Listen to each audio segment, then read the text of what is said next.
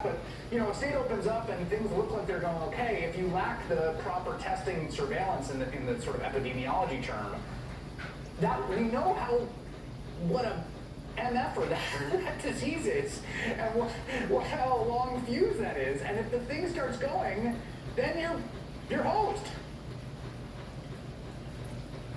Yeah, that is the technical term, hosed, and you're absolutely right? Like, this is essentially what happened the first time around. And the whole point of the shutdown was to buy ourselves time so we could do it right the second time. And there are states that I think are being very responsible. So there are some states that I think it's really pretty reasonable to open up. I look at Montana and Wyoming and Alaska, small number of cases, a good number of tests. I'd love it if they had a little more. But Georgia, Texas, other places, like it's not only important to have a small number of cases, it's not only important to have a good plan for not opening up too aggressively, but if you don't have a good amount of testing and tracing and isolation, you're not going to be able to keep infected people away from susceptible people. And the basic biology is infection's going to take off again. And so unless the biology has changed, we are going to end up in the same place. And that's, I think, what we're all worried about.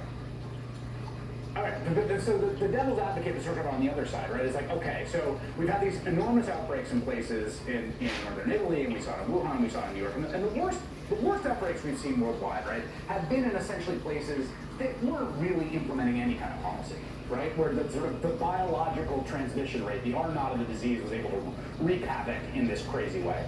But I mean, a place that has now come out of this and is reopening with the awareness of social distancing and all these kind of new rules, like, we would expect, right, that will mean that outbreaks won't take the same shape, right? Would they be not as severe if you were to get another one? So it's not that they won't be as severe, it will take longer to build up. So there's this term that we talk about, RT, which is the real time, like at that moment, what is the reproduction factor? And if the natural reproduction of this virus is around 3, one infected person infects 3 more people, in a more kind of staged opening, you can imagine it could be 2. And that means you'll still get exponential growth, but it'll take longer. But none of that prevents, I mean, at 2, you're still going to have health systems getting overwhelmed. You're still going to get into trouble. You're still going to get a lot of sick people and a lot of people who are going to end up dying.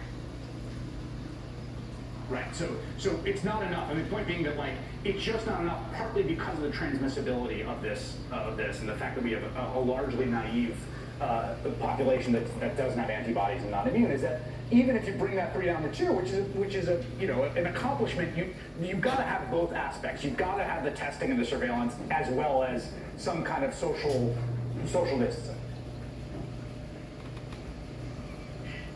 Yeah, so the basic point here is we got to keep infected people away from susceptible people. And the way you do that is through some social distancing or testing and isolation. Those are your only 2 strategies. And if you want to give people confidence about going back to work, you got to tell them that if they're going to go to the coffee shop and pick up a cup of coffee, they're not going to get infected. And it's a little bit of social distancing. Don't go hug the guy giving you the coffee. But it's also testing and isolation, so if the guy was infected, you know that he'd get a test and he'd be out of there, and you'd have somebody uninfected giving you the coffee. That's what you got to know. Dr. Ashish Jha, I always learn a lot from these conversations, so come back again soon. Thank you very much.